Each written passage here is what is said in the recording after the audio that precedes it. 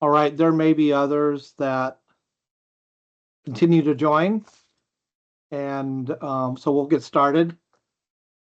Thank you for meeting today with the Washington State Office of Insurance Commissioner and the American Indian Health Commission. We start today's meeting with the land acknowledgement, where we are meeting virtually and in person from both Olympia and Tumwater on the traditional territories of the Coast Salish people, specifically the Nisqually and Squaxin Island peoples. Olympia and the South Puget Sound region are covered by the Treaty of Medicine Creek, signed under duress by the Coast Salish people in 1854.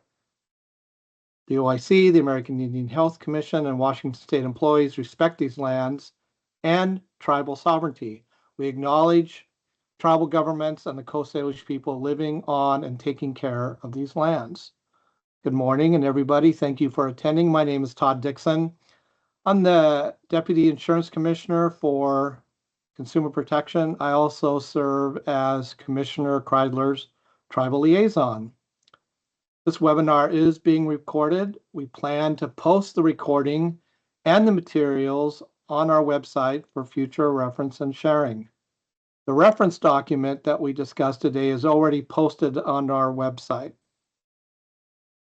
Commissioner Kreidler and our team have been working with the American Indian Health Commission over the last several years to assure that American Indians and Alaska Natives have access to health care without barriers and in compliance with state and federal laws. In response to the Affordable Care Act, the American Indian Health Commission first developed guideline issuers for issuers about 10 years ago. Since then, there have been new laws enacted. We have recodified our rules in different WAC chapters, and we have received complaints for non-compliance from both individuals and from tribal providers. We also note that there may have been staff turnover for our issuers since then.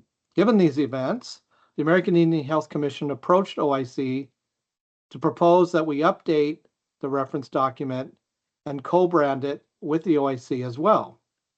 So we have been working together over the last several months to complete this work. Thank you, Vicki Lowe and Heather from the American Indian Health Commission, and then from the OIC, Jane Byer, Dalika Steele, Ned Gaines, Jennifer Kreidler, Elaine, and myself and others who've got this work done. Vicki Lowe, Executive Director, and Heather Erb, Chief Policy Advisor from the American Indian Health Commission, will present today's training. And because the OIC has enforcement authority with respect to these laws and rules, OIC leaders are participating in this training and are available to respond to any questions that might surface today or following the training. This is our first rollout of the training, and later this year and in early 2025, the American Indian Health Commission and OIC will provide additional training opportunities for issuers, tribal health leaders, and other regulated entities and interested parties. We'll keep you informed of these dates.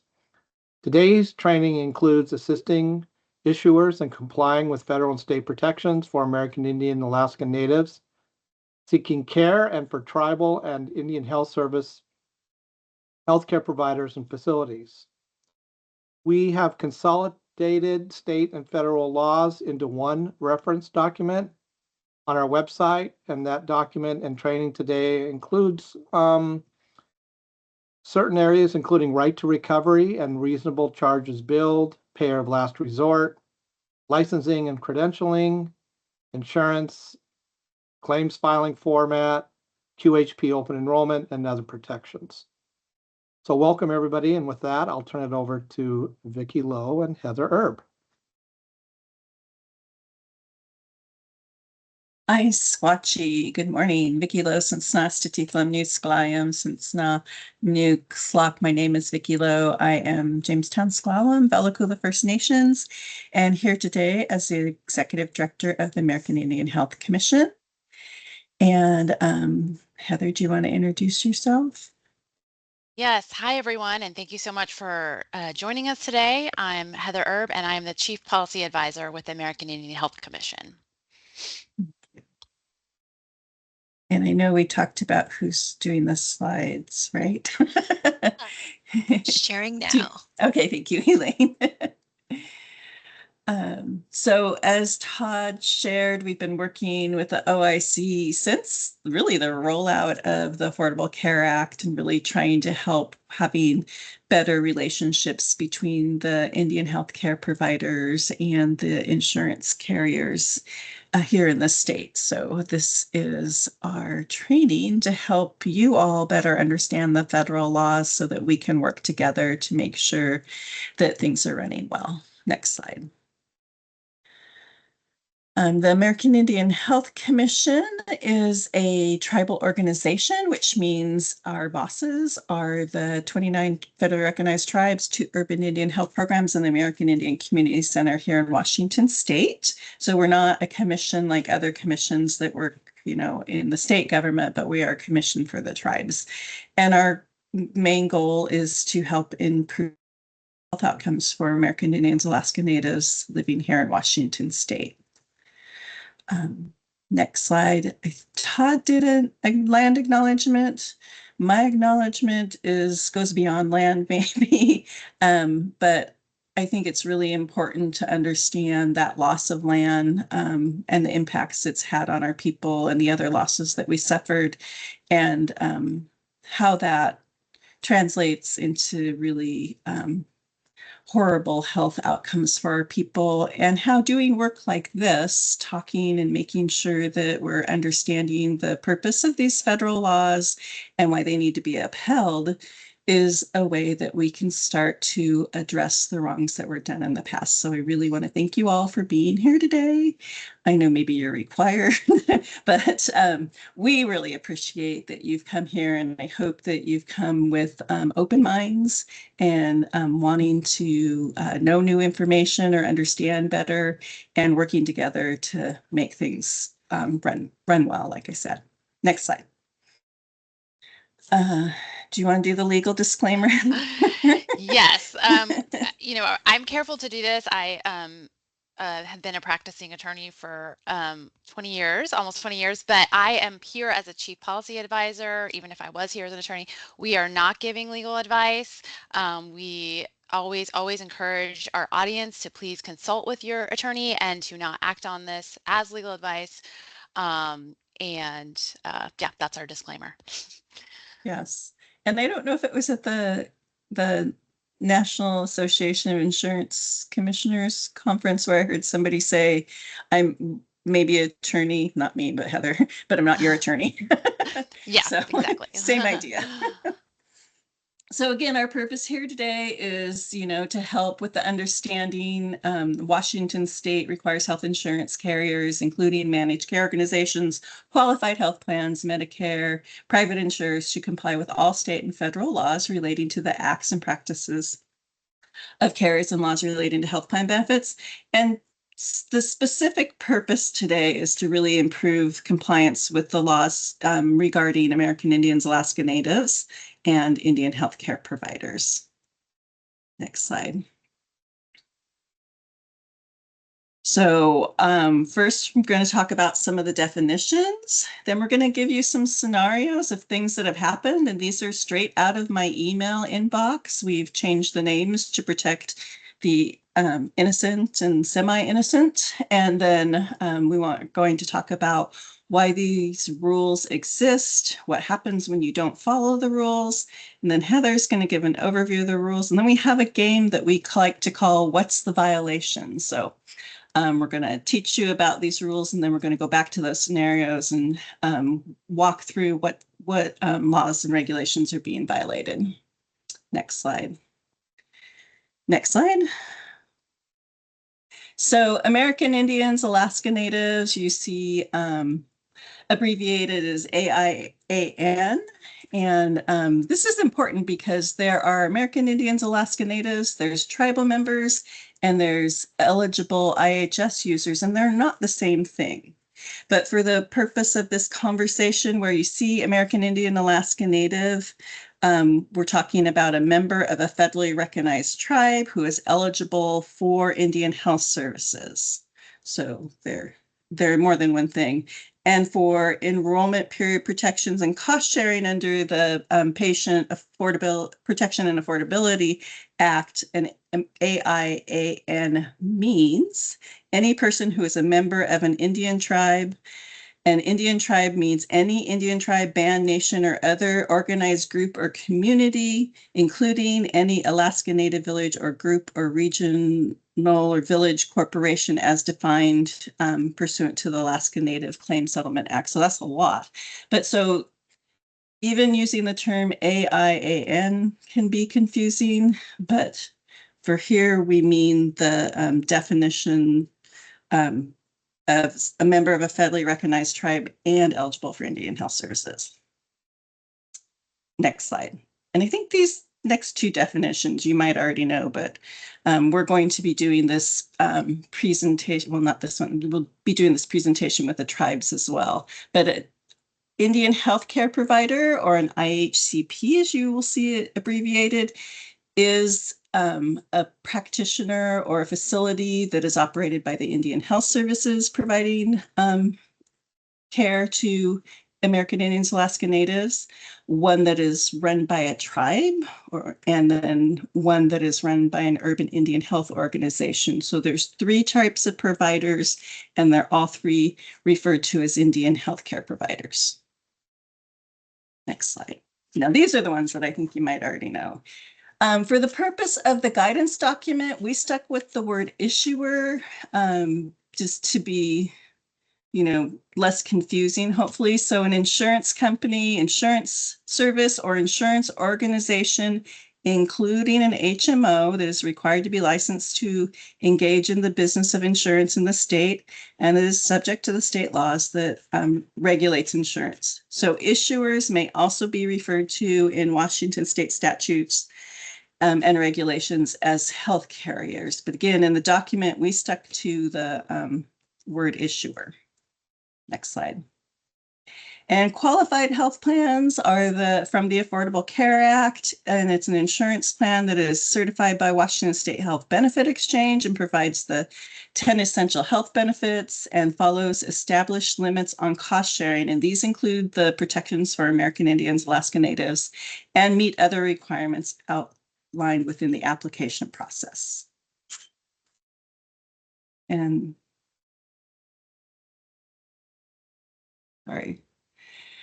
qualified health plan issuer, or QHP issuer, is a health insurance issuer that offers a qualified health plan in accordance with a certification from the Washington Health Benefit Exchange. Yeah, next slide. So the scenarios, again, I'm not kidding you. These came from my email inbox.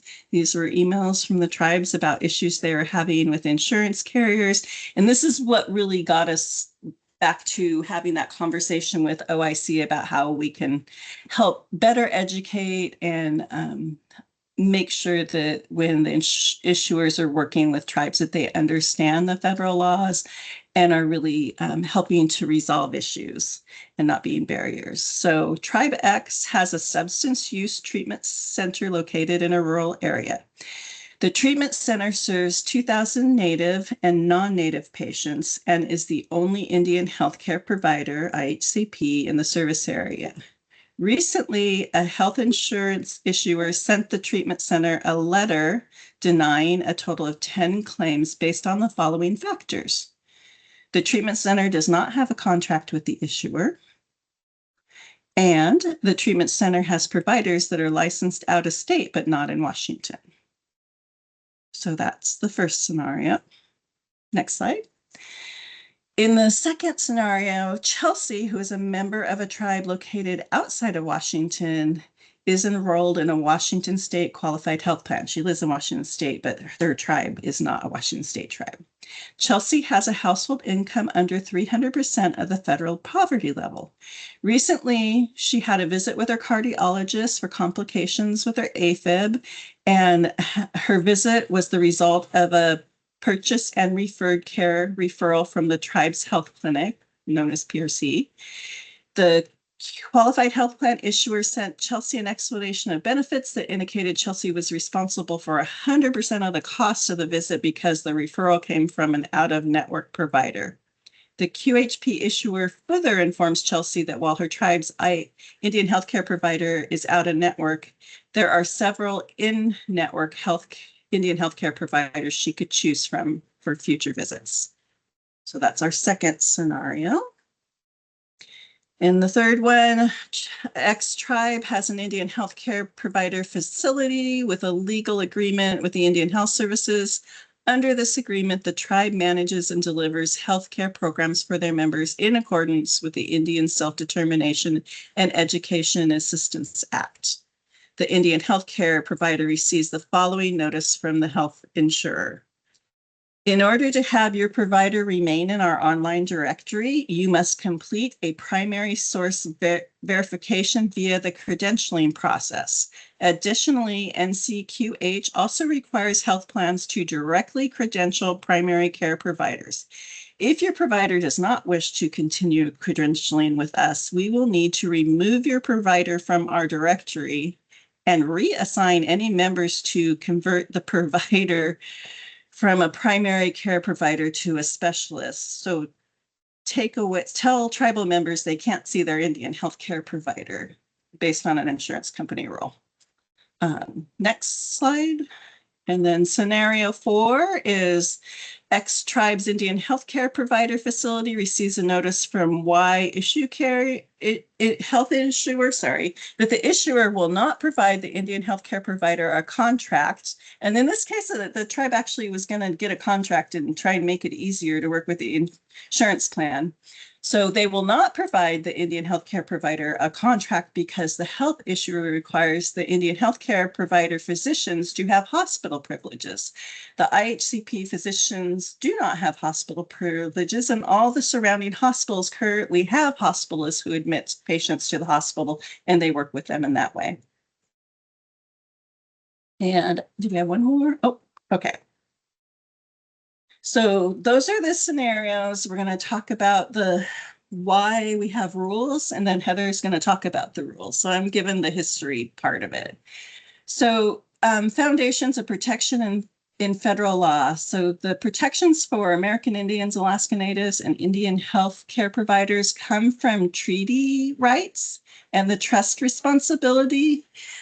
Treaty rights are literally in the and we have a longer presentation that really goes into this, but this is really high level. Treaty rights in Washington State, the treaties that were signed here mention the provision of healthcare and trade for the land. And then as time has gone on, that has turned into the trust responsibility, which is the federal government's legal responsibility to protect the tribe and its resources and assets.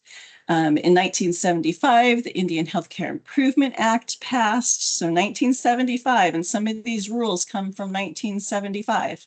And the intent of the Indian Healthcare Improvement Act was really to address the health disparities with American Indians, Alaska Natives, and ensure that they had access to care and access to care in a timely manner. And it helps with how the funding flows through from the federal government through IHS down to the tribes.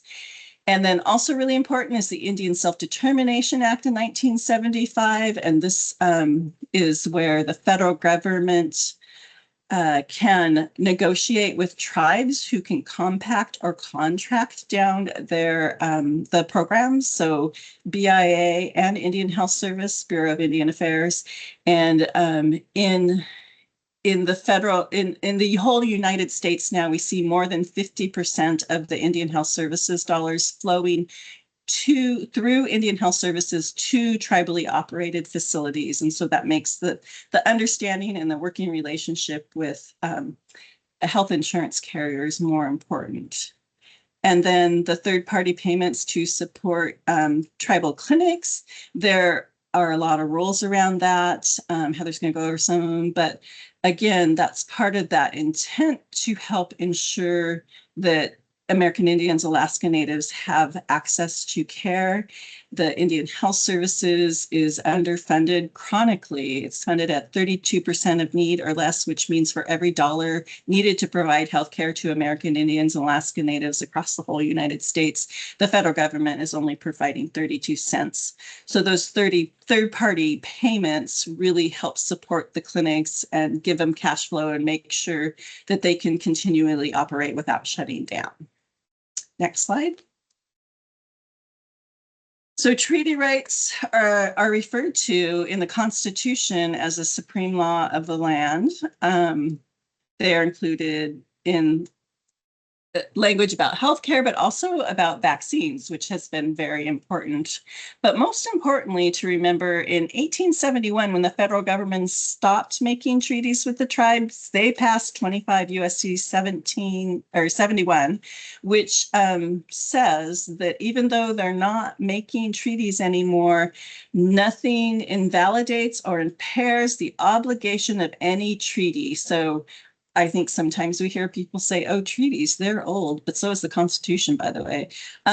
But this law said that even though they're not making treaties anymore, they're still going to uphold those obligations. Next slide. And so then the federal trust responsibility comes from the treaties. So this is language directly out of the Treaty of Point Elliott. The United States finally agrees to employ a physician to reside at the central agency who shall furnish medicine and advice to the sick and shall vaccinate them. The expense of medical attendance to be defrayed by the United States and not deducted from the annuities. Tribes aren't really getting annuities anymore, but what this says is the United States government agreed to supply health care, and it's not at the cost of the tribe, but it's at the cost of the United States government. Next slide. So that trust responsibility is a legally enforceable obligation, again, of the United States to protect self-determination. So that comes from the Indian Self-Determination Act too. Tribal lands, assets, resources, treaty rights, as well as carry out the directions of federal statutes and court cases. And then in the Indian Healthcare Improvement Act, in 1975, that's the first time we see in federal law where this right to healthcare is not just about tribes and reservations or tribal lands, but it says to the American Indian people. And so the Indian Healthcare Improvement Act really enforcing that right of healthcare to American Indians. Next slide. And then the Indian Healthcare Improvement Act, again, talks a lot about the funding, even though the federal government doesn't fully fund Indian health services. It talks about how the use of the funds, and this is kind of where we're getting to the intent, is to eliminate the deficiencies in health status and health resources for all Indian tribes, eliminate backlogs in the provision of healthcare services to Indians, and to meet the health needs of Indians in an efficient and equitable manner. Next slide. And then the Indian Self-Determination Act also talks about the special legal relationship that the federal government has and their responsibility to American Indian people. The Indian people will never surrender their desire to control their relationship of both among themselves and non-Indian governments, organizations, and persons. So even though the federal government is the protector, the tribes will still retain their right to govern their people and to work with or other entities in order to help protect their sovereignty. And so, but the impacts of bad federal policy, such as chronic inadequate funding, limited and fragmented care, Indian Health Services dollars are, excuse me. Indian Health Services dollars are appropriated. So that's different from Medicare and Medicaid that are entitled. So when you have appropriated dollars, you get what you get during the year. And if you have some really big medical things happen and you run out of healthcare dollars, you don't get more. So sometimes there have been limited and access to care where programs have had to shut down. And then that has equaled these huge health disparities. Next slide. And so in order to fix that, which I would refer to as I don't know if you're familiar with the story Cat in the Hat, where they try and patch things up, but they cause more problems. So the federal government has really failed to fund IHS adequately. So instead of funding it fully, they have made a bunch of rules about how American Indians, Alaska Natives have to use alternate resources first. So that's 42 CFR 13661. IHS's payer of last resort. If somebody's eligible for Medicare, Medicaid, private insurance, all that, they have to sign up for those coverages and use them before Indian Health Services dollars can be spent. So that has made a really complex payer system for American Indians, Alaska Natives who have this right to healthcare, and for tribes who are running these clinics. So they have to understand how to use employee insurance, Medicaid, Medicare, qualified health plans, any other, your car insurance, whatever there is to bill out there before they use their IHS dollars. Next slide. So what happens when these laws aren't followed? And really a lack of understanding of those legal protections has led to detrimental impacts to American Indians, Alaska Natives, to tribal communities, to Indian healthcare providers and tribal facilities. Next slide. I think we have a couple of examples. So an insurance carrier's failure to recognize a tribal health program as licensed or certified facility can result in a loss of funds for critically underfunded Indian healthcare providers. So the tribe is getting 32 cents on the dollar to provide care. And if somebody has an alternate resource and they can bill it, if that insurance carrier doesn't pay, then that impacts the ability of that clinic to actually operate, especially if it happens a lot. A state's court's failure to recognize a tribal health program, so this was a substance use disorder program that wasn't licensed as a behavioral health agency. So the courts would not pay for the treatments of the American Indians, Alaska Natives. They were receiving treatment at their own tribe, and those services weren't honored because they didn't have the right licensure, even though they knew the patient better than anybody in the equation. Next slide. So how can you help? And that's why we're here today, really understanding and respecting the federal and state legal protections. And that's why they're called legal protections, because it is the federal government's responsibility to protect these rights. Can bring huge improvements to tribal nations, to American Indians, Alaska Natives, and can really benefit the citizens of the state of Washington. So I'm gonna pause before I hand it off to Heather and see if there are any questions. That was a lot of information. Like I said, we do have a longer presentation about the history if anyone's interested. And we are going to get to the scenarios too at the end. So yes, we'll come back. We'll have an opportunity to ask questions when we get back to the scenarios. All right, go ahead, Heather. Okay. All right. Well, thank you. It's always really helpful, even for me, even though I've been at this for a long time, to always get grounded in that background. As a former, well, I'm still an attorney, but you just oftentimes we just sort of take for granted why we have these laws, and it's really important to understand why they came about and why they're here, that these aren't just arbitrary laws, federal and state laws, and really they're actually quite insufficient. They're really just the bare minimum of what is needed to move the needle and and reduce those health disparities among American Indians, Alaska Natives. So I always really appreciate hearing that presentation from Vicki. So for this next section, we're going to talk about the 10 key rules for compliance. We're not talking about all the federal, state, and legal protections that apply to health issuers, but these are the ones that we most often see a lot of issues with, and where OIC receives probably the most complaints with. So they are the ones that we're going to focus on today, but I just wanted to have folks keep in mind that they're not all of them. All right, next slide. And who do these rules apply to? As we talked about in the beginning of the presentation, health carriers.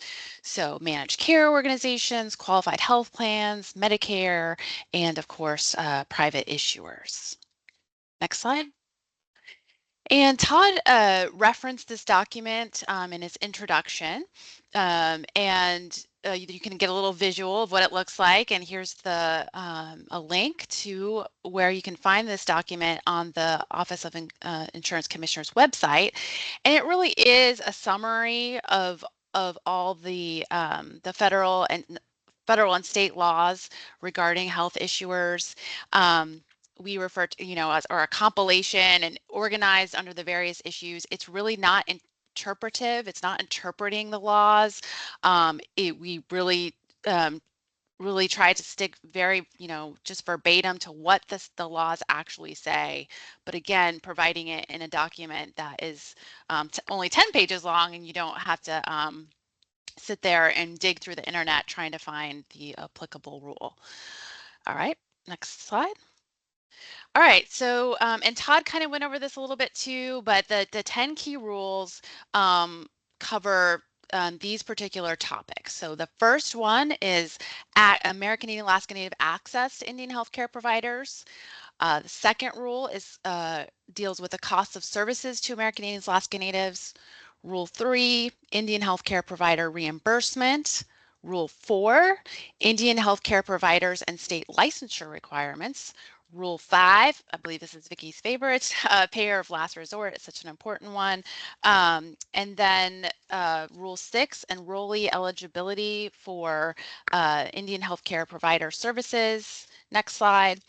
7, contracting with QHP, contracting with Indian healthcare providers. Rule 8, insurance and indemnification. Rule 9, confidentiality requirements for Indian healthcare provider medical quality assurance records. And then Rule 10, qualified health plan enrollment periods for American Indians and Alaska Natives.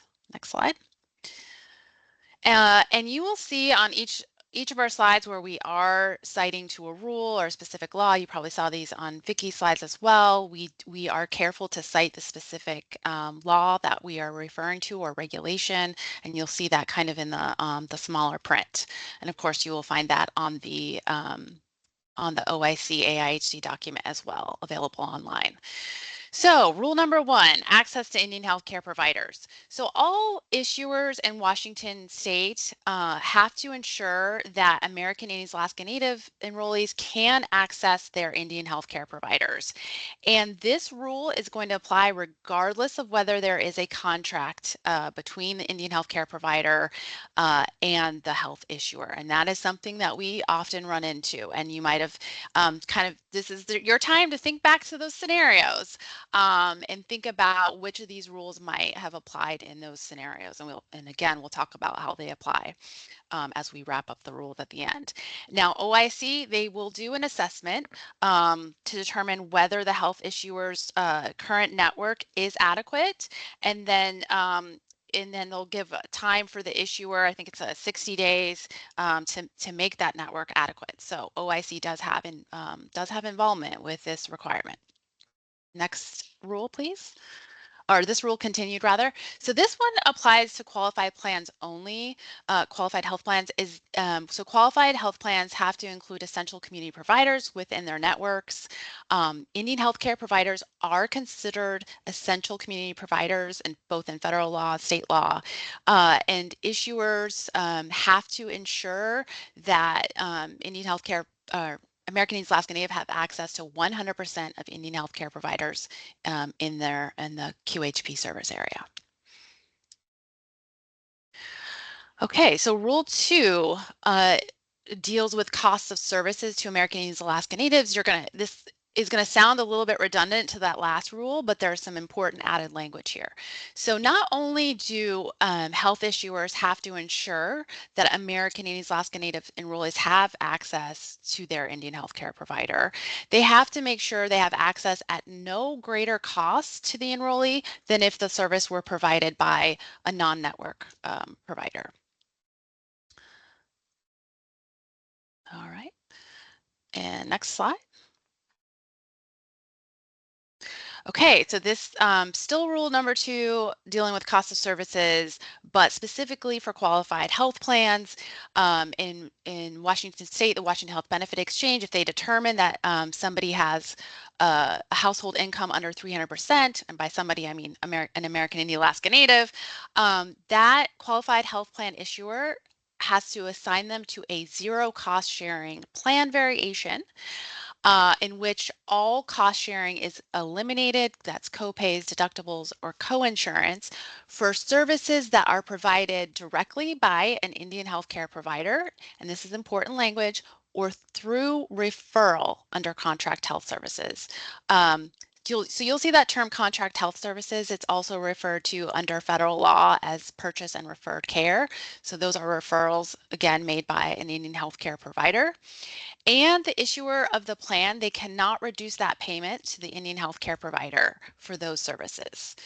So again, zero cost sharing for services provided directly by an Indian healthcare provider or through referral, or by any other qualified health plan, healthcare provider. Next slide. This is a similar rule, Rule 2, cost of services to American Indians, Alaska Natives, qualified health plans. So we talked about zero cost sharing, limited cost sharing, same thing. American Indian, Alaska Native enrollees must have access to their Indian healthcare provider, and no cost sharing for EHBs received directly from the Indian healthcare provider or through referral. Next slide. Okay, this rule has been on the books for quite some time. It has been litigated in our federal courts, and that is the right of recovery. So under Indian healthcare provider reimbursement. So all issuers must reimburse Indian healthcare providers for services they provide to their American and Alaska Native enrollees. The reasonable charges billed, or if greater, the highest amount the issuer would pay for care and services provided by non-governmental employees. So again, this has been litigated in our federal courts. It's been upheld. It's been around for a long time, but it still is one that we constantly face issues with because, again, what you'll see here is a contract is not required. So regardless of whether there's a contract or not, the Indian healthcare provider has to be reimbursed. Next slide. And then there's specific language addressing qualified health plans under this rule that qualified health plans cannot reduce the payment to an Indian healthcare provider by the amount of any cost sharing that would be due from the enrollee. So that's another issue to be mindful of, that we do run a cost from time to time. Right. And rule number 4, Indian healthcare providers and state licensure requirements. The federal law has very specific language around Indian healthcare providers, and it's almost identical language to the Veterans Health Administration, VA hospitals, right? They have their professionals working at VA hospitals or Indian healthcare provider, or for Indian healthcare providers. They do not have to be licensed in that same state. So, and if an Indian healthcare provider here in Washington State, they have employees that are, licensed in Kentucky, not in Washington State, though they are exempt from the licensure requirements under this federal law. Next slide. Credentialing also, issuers are not responsible for credentialing providers and facilities that are part of the Indian health system. Again, you know, it's similar to the Veterans Hospital Administration. Thank you.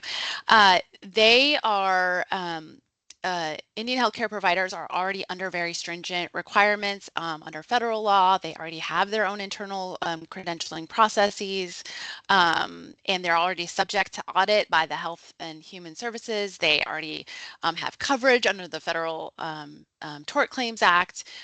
So there's a lot of reasons and intent behind this language that for why issuers are not responsible for credentialing Indian healthcare providers. Next. And then payer of last resort, as Vicki alluded to, are covered in her other slides, is that Indian healthcare providers are the payer of last resort for services provided to their patients. All alternate resources that are available and accessible, such as Medicare, Medicaid, and of course private insurance, have to be used before the Indian healthcare providers' funds can be expended.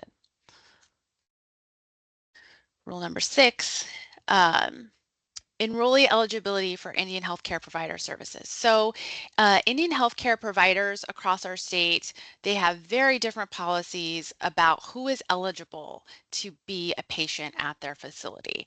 Some tribes limit it to only the enrolled members. Some it can be just as long as you're American Indian Alaska Native.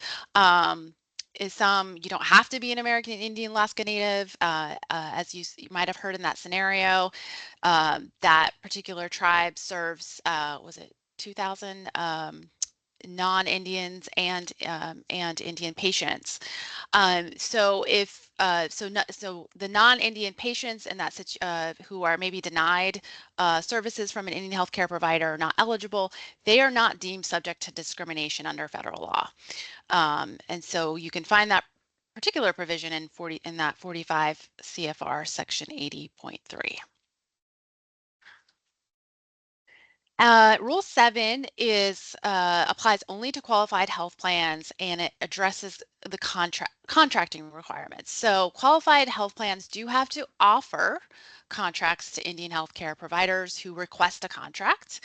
And an Indian healthcare provider can seek to contract with a QHP issuer at any time during the year. Next slide. And there is a good faith exception if an Indian healthcare provider requests a contract and a contract is not entered into, then the qualified issuer is going to have to provide the Office of Insurance Commissioner a substantial evidence of their efforts to contract with the Indian healthcare provider. Okay. And the qualified health plans are encouraged to use the Model Washington State Indian Healthcare Provider Addendum. It just makes things easier because all of these federal laws are embedded in there. And so there's a meeting of the minds. Everyone's on the same page. And we have a link provided there to that model addendum. And Rule 8, insurance and indemnification. So Indian healthcare, the Federal Tort Claims Act extends coverage for the negligent actions of employees and contractors working for Indian healthcare providers. So Indian healthcare providers should not be required to obtain or maintain professional liability insurance to the extent that they're already covered by the Federal Tort Claims Act, and they shouldn't be required to get insurance or provide indemnification or guarantee the issuer that they will be held harmless from liability. Next slide. So confidentiality of medical quality assurance records. So these types of records are confidential, they are privileged, they cannot be disclosed to any entity that includes health issuers. There are specific exceptions for when an Indian healthcare provider has to release medical quality assurance records, but they're typically to a court, a judge, law enforcement, civil law enforcement or civil agency, etc. Next slide. And then our final rule, Rule 10, applies only to qualified health plans, and that addresses enrollment periods for American Indians, Alaska Natives. They have a unique enrollment option in which they can enroll or change plans in the health plan finder at any point during the year. So that is also something that qualified health plans need to comply with. Okay, I'm going to pass it on to Todd for OIC enforcement of these rules. All right. Is there a slide? Yeah. So as the issuers know, in this training, the OIC has a formal complaint process. It's used by issuers, consumers, insured, interested parties. So here's a typical complaint. We'll get an email from an Indian health provider, and we are required to use our complaint portal from our website. So we work with the Indian health provider to get the complaint logged into our system. That way we have a record of all responses and a good communication system with all the compliance folks who work with you all so we can bring about resolution. So once we get the complaint, we understand it, we ask that it get logged in the system so we can get a case number. Typically our supervisor, Jeannie Lockhart with the Life, Health, and Disability Unit, is then assigned this case to work with our subject matter experts so that we can make sure we're reviewing all the laws that are covered in today's training. And then if we have one complaint, and a lot of times it through issuer education, we can resolve it. It's the case is closed and we brought about a resolution. Sometimes there's a complaint, we get an initial response, and then we'll go back to the carrier to find additional information until we're satisfied that we have compliance. Sometimes we'll get a complaint. The issuer says, yeah, we did not apply it. And then we ask for additional information about others that may have been impacted under the specific rule or law. And then that is reviewed. Another way that we work with complaints is we work with the Health Benefit Exchange, where they're working with the QHP and an Indian health provider, and they're not able to resolve or get things handled appropriately. We ask that they file a complaint, and then we work with the exchange and the carrier to bring about a resolution. A lot of times we can, most of the complaints are about right of recovery and this whole about in-network, out-of-network, and how Indian health providers we just consider, as in-network and paying billed charges. So it's usually regarding that issue. We have had complaints regarding licensing and professional liability, and we can usually resolve those right away. And because we have such a good relationship with all of you in this training, we keep the communication open. We try to bring about resolution. You know our staff. We know several of you, and we can work through it. We can't resolve, and there's dispute in terms of facts, or if we see a pattern, what we do in consumer advocacy is that we review the complaint and or number of complaints. We review it internally and look for certain compliance trends internally so we can resolve it and under further review. And so here's just a typical type of complaints that we get, and they're typically around right of recovery, licensing, and professional liability. Is there one more slide on this? So you all know this. It's just easy. Go to the insurance.wa.gov, file a complaint. This is what we ask our Indian health providers or interested parties. We take complaints from all. Somebody can bring us to it verbally. Somebody will email. Somebody will call us, and we listen and take all complaints. We just like it logged into our system so that we can be accountable And so everybody is in the loop. And then we have a website that has the training document that you're reviewing today. It's on our tribal relations site. It's got a tribal consultation policy, and it has this training document, and then has my contact information. Had a couple calls last week just about a couple clarifying questions. We were able to resolve that. So we just really promote, communicate with us. Let's get it resolved, and educate as the first priority. So I think, Heather, that's it, and turn it back to you. Okay. Well, this is the best time is when we can apply the law to the facts and some common scenarios, because it's one thing for us to just spout these all these federal and state laws, but now we need to make it a little less abstract for everybody. So the next slide is just a review of what we're going to do. We're going to look at what are all the issues in these scenarios. What's the violation, what law, what regulation applies, and any questions you might have. So we can just review this scenario again. Should I read it again, or folks can just read it and see if you have any questions?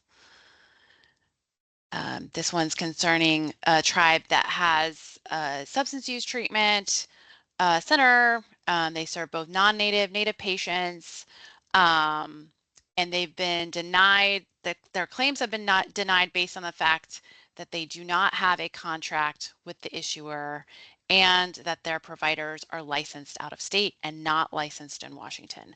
So if anyone wants to raise their hand, any brave souls out there, maybe put it in the chat box, which rule you think applies, or if you just have a question about the scenario in general.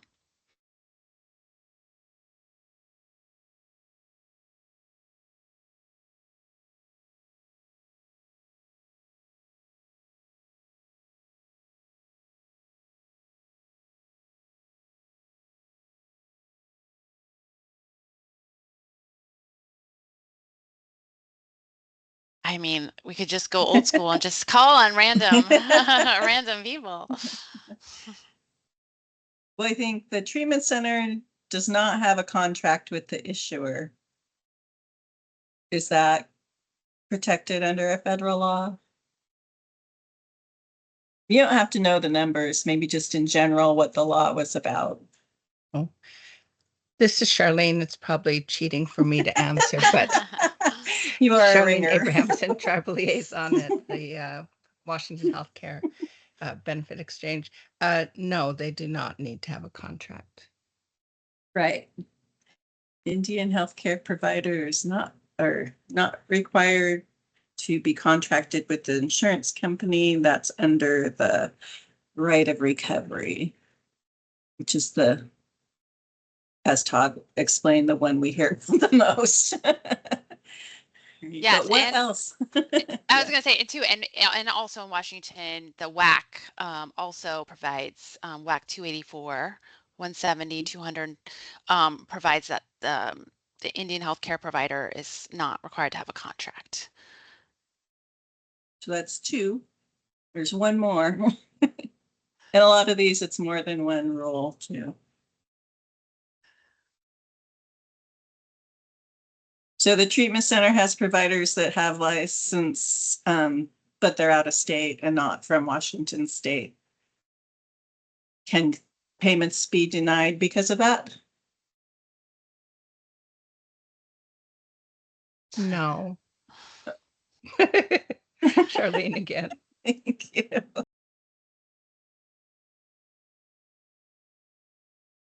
Goal for licensed out of state, yes. Thank you. If we could throw some candy right now, we would. Yeah, sorry. But it's much more fun when you do Virtual this one, yeah, in person. All right. I have too much candy. I may or may have not stolen from my grandkids. So. All right. Well, thank you, Cynthia, Sarah, and Charlene. Anything else on scenario one, and we'll go on to scenario two. If anyone else has questions. Okay. So scenario 2, this is applying specifically to qualified health plans. So we have Chelsea, she's a tribal member. She is under the zero cost sharing plan. Her Indian healthcare provider sends her to an out-of-network specialist, a cardiologist. That is, Chelsea gets a letter that she's responsible for 100% of the visit because the cardiologist was out of network. And in addition to that, her services provided by the Indian healthcare provider are not covered either because they are out of network.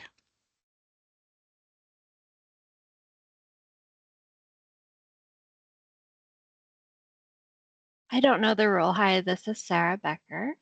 Sarah?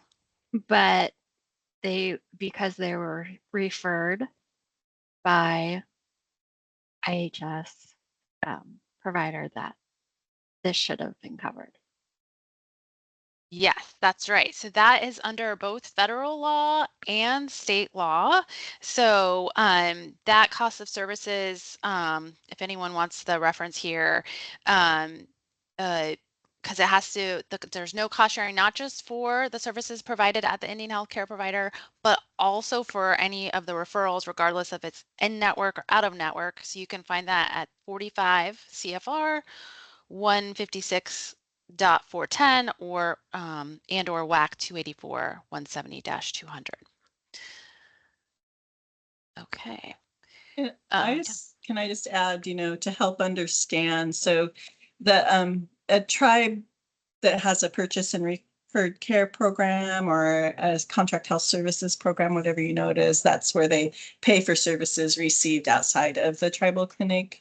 They already have contracts and agreements in place, so they would refer through their network that they already have, and that's why something like this could possibly happen, is that they're working with their provider network and the QHP might have a different provider network. Yeah, thanks for that. And this is upholding the tribal network. Yeah, great. All right, thanks, Teresa. Thank you, Sarah. And any other questions? We'll pause in case anyone had any questions. Okay. Scenario 3. Okay, so this one, we sort of put this intro up here because we wanted to give the background again that Indian healthcare providers, they do have these legal agreements with the United States. So they have all of these requirements that they have to follow when they enter into these agreements with the federal government. They have annual funding agreements with the federal government that specifically say the services they're going to provide, and the federal government agrees to those services, and that's what their federal tort claims apply to. They get funding for providing those services, not fully funded, but there's a lot of work with the federal government just to operate in a tribal clinic. And Vicki can attest to that after having worked in for an Indian healthcare provider for how many years? 20? Almost 20 years. And we years, started with a completely purchase and referred care CHS program, and we started a clinic, and I got to do the contracting with the insurance carriers, or trying to work with them to get them to pay us. And so that's where I learned all this stuff. And also going through the process of giving, being subject to audits. Indian healthcare providers are subject to audits through HHS and the credentialing. So all of that already being done.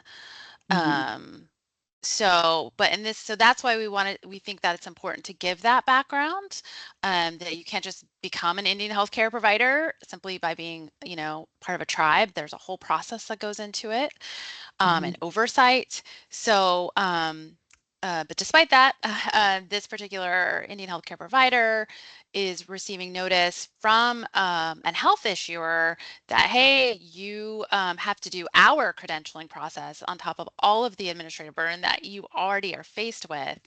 And the fact, well, I'm not going to get into the answer. But also that they said they're going to assign their members who are probably the tribe's own members, different primary care provider that's not the tribal clinic, for not following the insurance plan rules. I think perspective is big deal in these situations. Yeah. Thank you, Jane. So yes, Rule 4, issuers are not responsible for credentialing Indian healthcare providers, and you can find that in the WAC, WAC 284, 170, section, 170, 200, section 9. Okay. Scenario 4. Okay, so in this scenario, a little different. Indian healthcare provider facility gets a notice that your physicians have to have hospital privileges.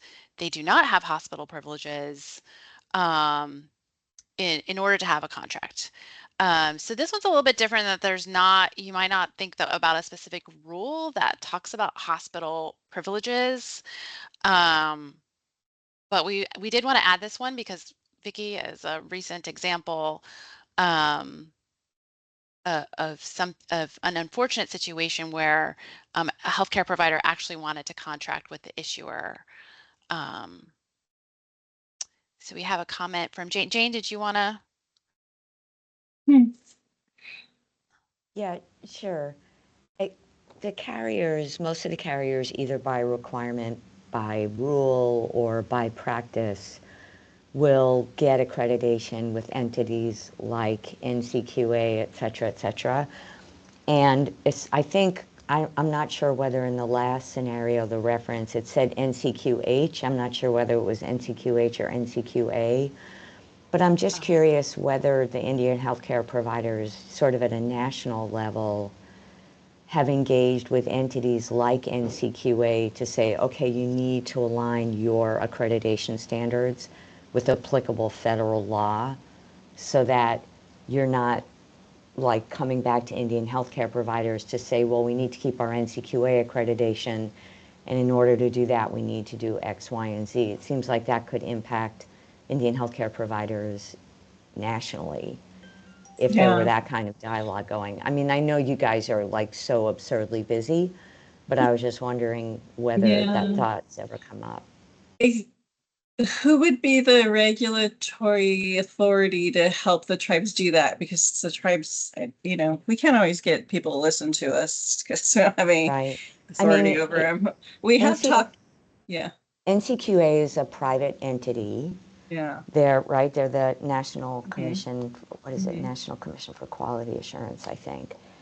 And they accredit issuers for a bunch of programs. The carriers can probably say more than I can about the scope of NCQA accreditation. So it's almost like approaching I don't know whether it's whatever, I don't know if there's a national version, like a national association of Indian healthcare providers, but it's almost like just approaching them for a dialogue. Indian Health Services, yeah. Or, yeah. Well, we don't know about that. I think if we approached them and said, hey, these are the federal laws that your accreditation process doesn't really jive with, that they would say, oh, well. So I was like, maybe Indian Health Services could help with that, but they don't really probably have to be HHS. And the tribes do have, they've gov to gov with the federal agencies too. I have suggested, it didn't go anywhere either, that like the health plans could make and again, I don't know how your systems work as health plans, make a provider profile that is Indian healthcare provider and make sure that it doesn't violate any federal laws, So I don't know how possible that is too. So that it would understand about the federal tort claims. It would understand about not needing to credential,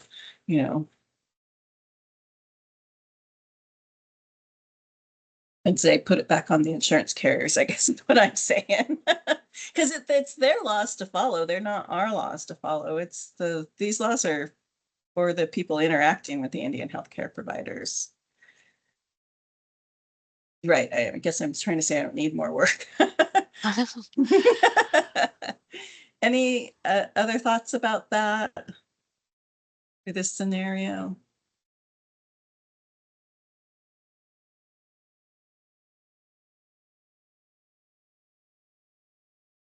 I mean, so I think a couple of these, maybe you guys can help us understand, like the one about the provider. Is it, if, can you go back one, Elaine? Is that the one that has the provider, oops, online directory?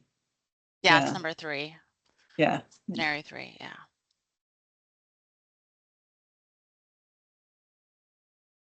I mean, is that a big problem if a Indian healthcare provider doesn't show up in a provider directory because they're going to be seeing limited enrollees, right?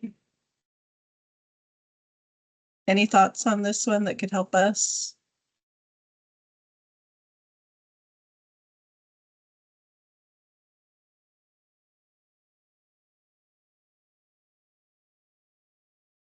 I just thought this was really interesting, especially when they threatened to assign their tribal member to a different provider.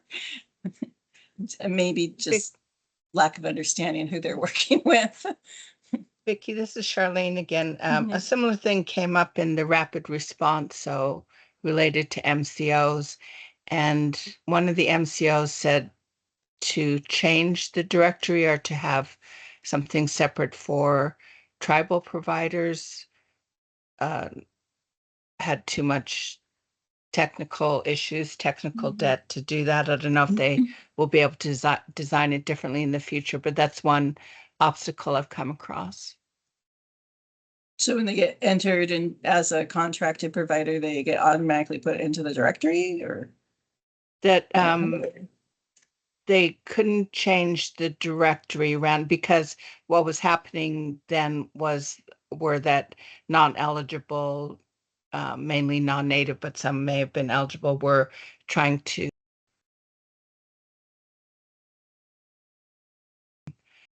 clinics as a provider, and there was no way to differentiate, and the way it was designed currently was not able to be changed. Mhm.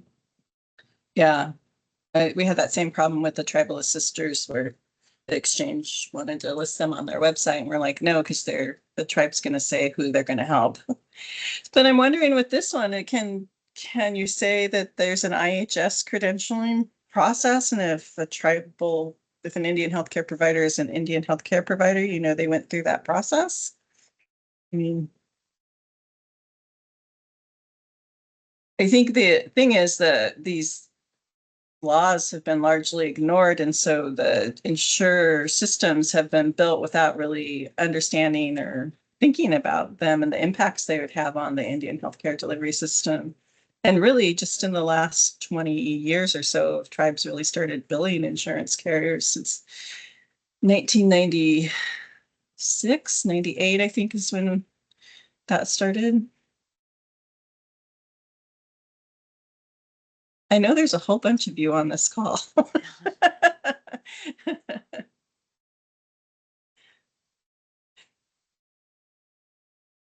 right, Oh, and that so last scenario, of the hospital privileges, was there anything you wanted to add on that, Vicky? I did not, I mean, this was a new one. I just got it a couple weeks ago, so I haven't really like molded over as much, but I don't understand why the hospital privileges would be required when hospitals are using hospitalists. But very interesting. Yeah, and just to add that in this scenario, the tribe wanted to have a contract because a lot of tribes will not contract with health issuers for various reasons. One, because under the federal law they don't have to, but here this tribe wants to contract, and issuer says no, we're not going to give you a contract because you don't have hospital privileges. Well, the issuer is still going to have to reimburse the Indian healthcare provider, regardless of whether there's a contract or not. So it seems interesting to decide maybe not to contract on this basis alone. Mhm. Yeah. So, yeah, we're going to keep working with this this training. I think we've got plans to do a training with the OIC staff, so they're really up to speed and they can ask questions. My experience with the OIC staff is they ask a lot of questions. um, but and then we will be doing a training with the tribes, with tribal attorneys, because tribal attorneys don't often understand these rules as well either. We get a lot of phone calls from the tribal attorneys when it's healthcare because they're like, oh no, it's complicated. So we'll probably do a CLE out of that, and maybe in the new year, some more CLEs if that helps people get to the table. But really looking at ways that we can work together and be solution oriented. Like Jane's suggestion, can we approach NCQA and talk to them about this? I need to, if somebody wants to I think I've had one meeting before with them in the past, and I don't remember what happened with it, but the more people who understand what the issues are and what needs to be fixed, I think the more of us can help make things better. So, I know the system from my perspective, which is working at a tribal clinic and working with the tribes across Washington State and hearing about the issues that they have. I don't know how your systems work. And so I'm hoping that as we're having these conversations, you're thinking about ways that maybe you can improve how your systems work. Does your insurance, do you need some kind of insurance carrier-wide training to better understand these things? We do have a learning management system that we're getting ready to stand up, and we could certainly do one module or two modules on this once we get it. So those are trainings that somebody could go in and take when they have time, and it has these slides and then little self-testing, and when you get to the end, you can have a certificate. If those are things that help. I don't know. Charlene? You're muted, Charlene. Yeah, I was so surprised that I raised my hand that I forgot to unmute. I was good and raised my hand. One thing I came across recently, and so I have a suggestion, was around a QHP plan, and the tribe was trying to reach out to the QHP and get some information on some different things and actually pay because they were a sponsoring tribe. And they had a hard time getting through. And with the MCOs, they have dedicated tribal liaisons and people to meet. And I don't know, it seems to me that might be effective. One of the hurdles, I don't know if you've come across this in businesses, I have, where we don't recognize your number as someone in our system and click, they won't answer you. So that's what happened to the tribe, is they tried to call, and then when they were emailing, there's somebody they had worked with who wasn't there anymore, but the whole system was different. Not to go on too long, but what would have really helped in that instance would have been to have liaison. Yep. Yeah. Yep, exactly. Well, when the QHPs first were implemented with the exchange and in Washington State, weren't they required to have a tribal liaison? I know that they each assigned somebody. And we had the insurance carriers fair, and the tribal liaisons from the QHPs and the MCOs came. And it was very clear that all of this American Indian, Alaska Native, and Indian healthcare provider protections was very new to almost all of them. But I think maybe they've disappeared over time. But that's also a great idea, and we're happy to help with training. All right. Any other questions or comments, thoughts, suggestions? Was this training helpful? How did you feel about the scenarios? Does that help with the understanding?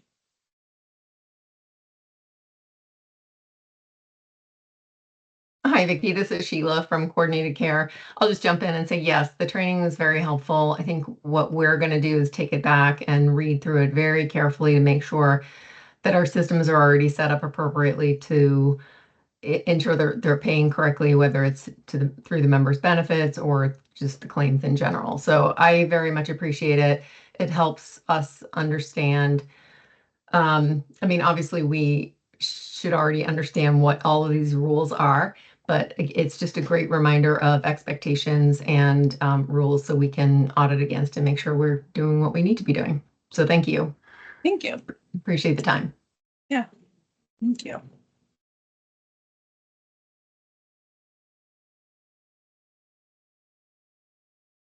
Yeah, I don't think I told you this in the beginning, but I started working in the Indian healthcare delivery system in 1996. So I've seen a lot of changes, but something that hasn't changed is the relationship with the tribes and insurance carriers. And so we started out as a Washington Basic Health Plan sponsor, and that was pretty interesting.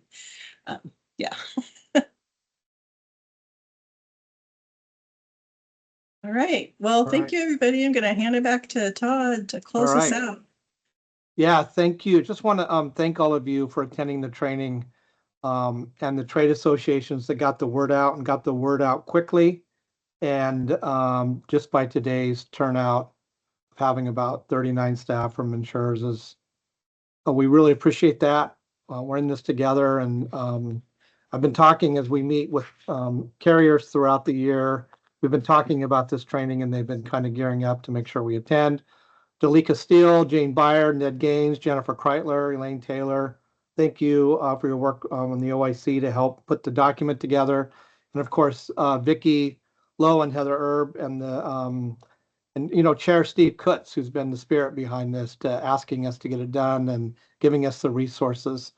And just in summary, we're going to be rolling this training out again. We'll be sharing broadly for more issuers, or if you're like me in sophomore algebra, if it took a couple times to really understand it, we invite you back. I never did quite get there, but I kept trying. So we'll be rolling this training out one more this year, probably for OIC staff, and then next year in 2025 for other folks. So thank you for that. And you have our contact information if you have questions or want to make any comments. With that, have a great day. Bye. Thank you all. Thank you so Thank much. you. Thank you.